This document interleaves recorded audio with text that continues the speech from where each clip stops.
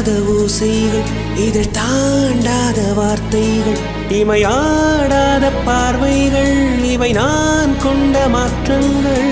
சொல் என்னும் ஓர் நெஞ்சம், எதிரில் என்னும் ஓர் நெஞ்சம், எதிர்பார்க்காமல் என் வாழ்வில் ஒரு போர்க்காலம் ஆரம்பம். இதயமே துடிக்கிறதா, துடிப்பது போல் நடிக்கிறதா, உரைத்திடவா மறைத்திடவா, ரகசியமாய் தவித்திடவா. ஒரு பெண்ணின் நிறைவென்ன செய்யும், என்னை